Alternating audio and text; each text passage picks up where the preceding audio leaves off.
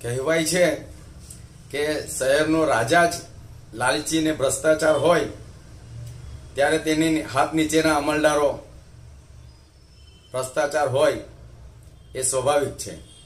નમસ્કાર, હું છું જયેશ મેવાડા અને આપ જોઈ રહ્યા છો દિવ્ય સંદેશ. આ વાત છે સુરત મહાનગરપાલિકાના સેન્ટ્રલ ઝોનની, જ્યાં બિન અધિકૃત બાંધકામોની આજે ભરમાર જોવા મળે છે. ઠેર ઠેર ગલી ગલીઓમાં બહુમજલી બાંધકામોની ભરમાર છે. સ્થાનિકો પરેશાન છે, ત્રાહિયામ છે. આ બાંધકામોમાં કોઈ પણ જાતની પ્રાથમિક સુવિધા નથી, ફાયર સેફટી નથી, લિફ્ટ નથી.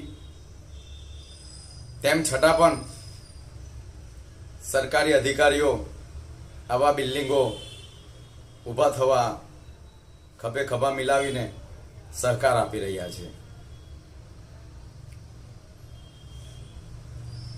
સેન્ટ્રલ ઝોન એ અસાનધારા વિસ્તાર છે. આર્કોલોજીકલ સર્વે ઓફ ઇન્ડિયાની હેરિટેજ સાઇટ છે, જે પ્રતિબંધિત વિસ્તાર છે, જ્યાં કોઈ બી વિકાસ પરવાનગી આપી શકાતી નથી. જે સુરત મહાનગરપાલિકા હોય, આર્કોલોજીકલ સર્વે ઓફ ઇન્ડિયાની હેરિટેજ ઓફિસ દમણ હોય, આર્કોલોજીકલ સર્વે ઓફ ઇન્ડિયાની હેરિટેજ સાઇટ ગાંધીનગર હોય, ત્યાંથી કોઈ વિકાસ પરવાનગી મળતી નથી.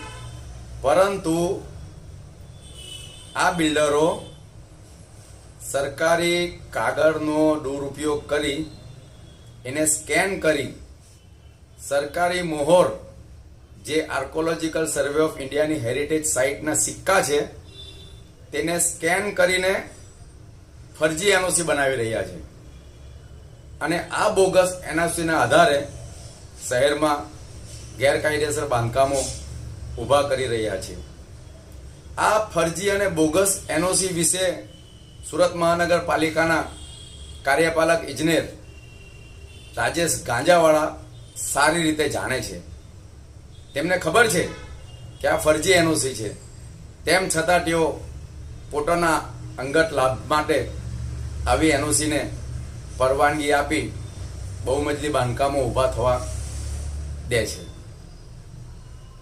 આજે સ્થાનિકોએ આવા ત્રાસથી સુરત મહાનગરપાલિકાના કમિશનરને મોરચો લાવી આવેદન આપવાની ફરજ પડી રહી છે. એના પરથી